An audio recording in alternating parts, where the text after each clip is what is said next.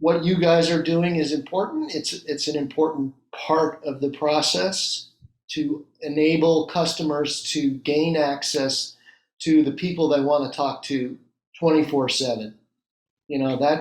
That was a big sea change, I think, in sort of sales and marketing technology and also customer success. So I think if you're not at least looking at chat as a tool to add to your customer experience, that's probably the first thing you should do. Hello and welcome to a brand new episode of Engati CX. I'm your host Chandani, and we're really excited to have all of you join us today. On this show, we talk to CX and tech experts from around the world. We explore, uncover, and share fresh insights on creating experiences that your customers will look forward to. Engati is the world's leading multilingual, no code digital CX platform available across 15 channels with 53,000 solutions created across 186 countries in every domain and use case. Engati has also been recognized as a top platform by Inc. magazine, Tech World, CIO magazine, and many others. Engati recently also won the Cody 2021 award for being the best AI driven technology solution. We run the Engati blog, video channel, and the Engati CX podcast, receiving upwards of 500,000 visitors annually. Let us now welcome today's guest. John McTigue is a B2B marketing advisor at the Customer Journey Maestro. He advises companies on how to improve their customer experience through customer journey mapping and strategic planning. Welcome to the show, John. We're really glad to have you on today. Thank you. My pleasure. I'm glad to be here and I'm ready to go. Sounds perfect. But before we dive into our interview with John, don't forget to subscribe to Engati and tap on the bell icon below to get access to exclusive content from thought leaders from around the globe. So, diving right into the interview, John, my first question to you is what do you think? How should businesses deliver great experiences for B2B? And what are some of the B2B customers' top three performance indicators? Well, I think as the famous old line goes, beauty's in the eye of the beholder. So a great customer experience really depends on what the customers want, what they're used to, what they're looking for, how they buy, how they evaluate. So if you think about it, it's probably different for every single person on the planet, although there are things that they have in common. So, for example, people shop online now. Most people do, and people expect great response when they have a question. Instantaneous response. We've all been trained by Amazon and other brands that really specialize on delivering on the customer experience. So we also expect similar experiences in B2B. And I think that's the biggest challenge is delivering on that promise. And the other big challenge is understanding what customers actually want. So we think we know, and maybe we do some surveys and we look at behavioral data, but does that tell us the whole story? Typically it does not. Usually the customer journey is more complicated than that. You might go out to lunch with friends and be talking about different technologies, for example, and you might get an idea from someone, and you would never know that because it's not digital. It happened in a conversation. So there's a lot of things to think about there. From their point of view, I would say delivering what they asked for or what they're looking for is number one. Doing it quickly would be number two. And then following up on it would be number three. Making sure that the customer was happy, with whatever was delivered. Absolutely. I think most of the companies do follow the point number one and two, as you said, but miss on actually making sure whether it was done or just following up to check whether they got what they actually asked for, and that is very important to follow up. It Yeah. totally makes sense. Moving on to my next question. Do you have any tips on overcoming B2B customer experience challenges? Okay, well, I think we've talked about this a little already. The biggest challenges are understanding what the customer actually wants, because if you don't ask, then you're sort of trying to infer what they want from their behavior, and you can easily get that wrong. So the best approach, I think, is sort of a guided journey. So perhaps they find something that they're interested in on Google, and they explore your website or read your articles or watch your webinar or whatever it is. But you don't leave it there. You don't just sort of expect them to figure it out, you know. And you don't have to be intrusive about it, but just to be there to explain or answer questions. That's really what chat bots are for, or chat features are for, in my opinion. Just to be available, have your experts available to answer questions. So that's the first challenge. The second challenge, I would say, is actually delivering that experience that they're looking for. So, we talked about speed, and we talked about being on target, and we talked about following up. Well, those are all processes that you have to go through. You have to actually have the technology and the people and the answers, and you have to be able to do it quickly. So those are all processes you need to develop. You can't just expect them to, you can't just buy some software and turn it on and instant, success. I think that's maybe even a bigger challenge for companies, is to put all that together and really deliver what people expect and what they want. I mean, look at Amazon. They've been working on this for, I don't know, 25, 30 years now. And it's close to being perfect, but it's still not there. It's still not perfect. Absolutely. And I think the whole COVID situation has accelerated these problems. I mean, earlier Yeah. it was much easier to, as you said, quickly respond to customer problems when you were physically meeting them. But right now, because of COVID, it becomes so difficult for companies to actually respond to them quickly, or, reduce the turnaround time. And chatbots can be really helpful, as you mentioned there, or turning digital for that matter.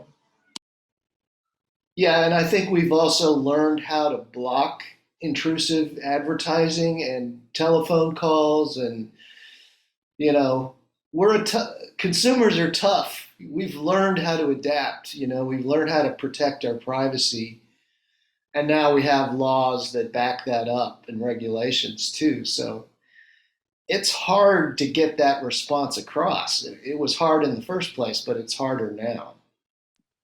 Absolutely. And I think with changing times, customer expectations have also, I can say, shot up so high that, people expect so much from brands to, know every small detail about their problem, or to understand their problem end to end without having to repeat so many times. And I think all of these points that you mentioned also play a very important role right now. Right. Absolutely. So, in your opinion, how drastically do you think customer experience programs vary when it comes from to B2B and B2C? And what do you think? Are there any differences, or are they really similar? What are your opinions? Well, I think the expectations are different. In B2C, we want instant gratification, basically.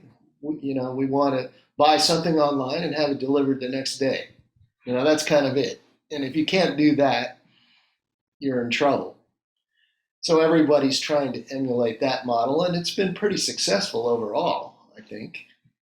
It's amazing to me that I can order something today and have it delivered tomorrow, but that's the reality. Um, you can't do that in B2B. There's just no way. There's far more consideration involved for $100,000 piece of equipment or software.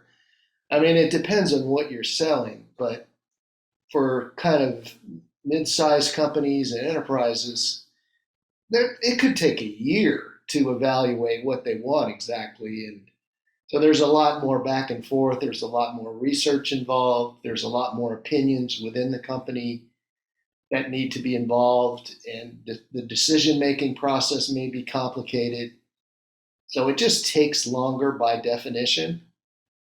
And there are more people involved. So it's certainly a far more complicated process. Absolutely. And I think the customer touch points also when we talk about B2B and B2C vary to a very large extent. Like if I am a B2C, it is very easy for my customers to reach out to me and put out their problem out. But then when it comes to B2B, you can, only email them or, reach out to LinkedIn. But the same thing becomes very easy when you're a B2C. You just, put a message to them on Instagram, reply to a comment, and then you get things done. So I think Exactly. that too makes a lot of difference, as you mentioned, on both the sides, getting things And done. it's usually the brand and one customer. There's one channel, and in B2B, that's not the case. You have multiple people you have to reach out to, and you don't know what order to reach out to them in, and you don't necessarily know what they are interested in hearing. So there's a lot to it. Yeah, and I think B2B customers have higher expectations also because as a brand, they want to be treated differently than, a customer wants to be treated. Like, I'd be happy if somebody, says good morning at Starbucks to me as a part of customer experience, but that wouldn't be the same, when you are a B2B brand, your expectations, they become very different. Yeah, but to the extent that it's possible, I think it's better to try to be like Starbucks. So I think if you can train your people to be friendly and empathetic and helpful across the board, you're going to win more of those accounts. Just because that's what we like. We're human beings, right? And I think those are not too difficult things also. Those are very small, simple things and basics that brands need to get right and everything will just fall in place. Yeah, I think if you think about software companies, the emphasis is on speed, it's on revenue, it's on growing quickly.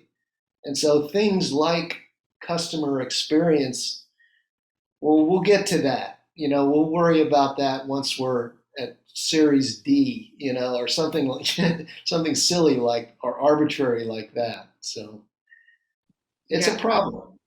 yeah, true. So, what do you think some common challenges that B2B businesses face when they're trying to improve their customer experience program? Yeah. Well, more often than not, it starts at the top.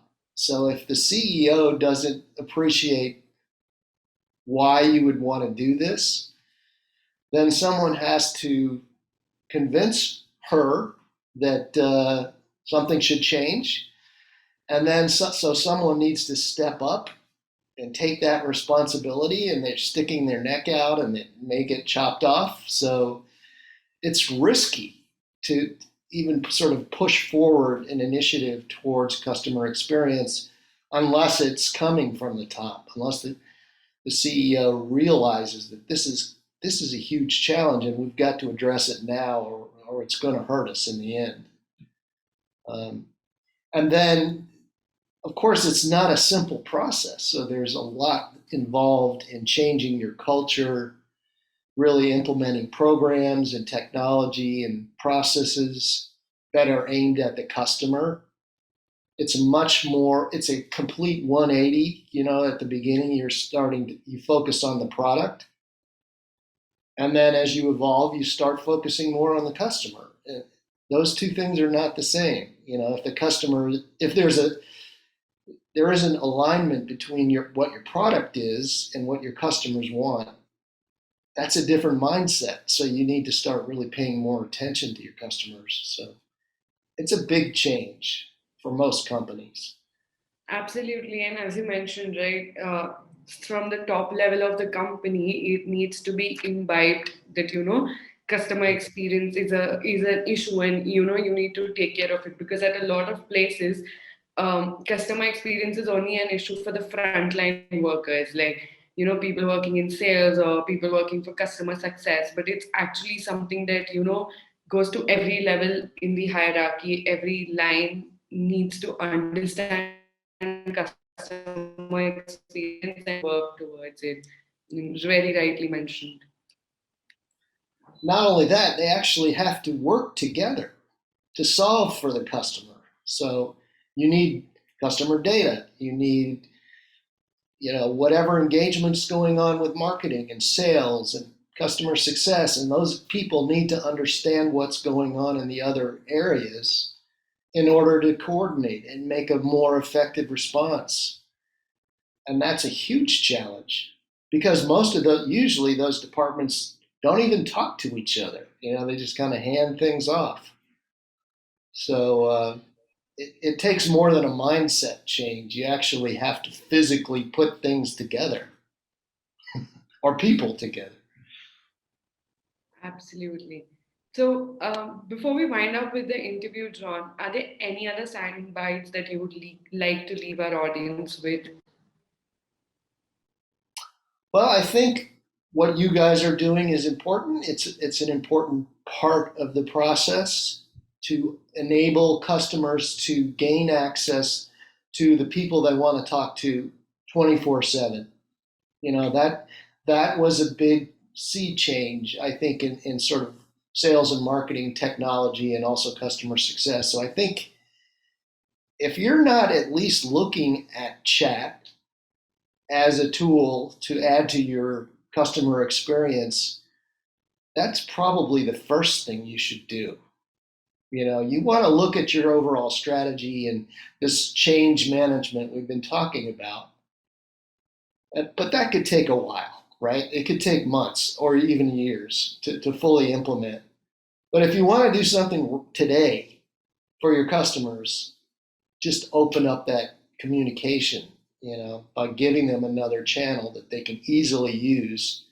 They don't have to pick up the phone. They don't have to, send an email and wait for a week, that kind of thing. So I'm giving you a little plug, but I feel strongly about this.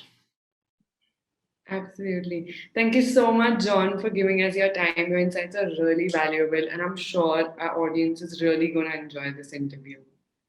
Good. Thank you very much. Have a good day. You too. So we'll be back with a new episode and a brand new expert soon. So stay tuned, and we'll see you around for the next one. Thank you.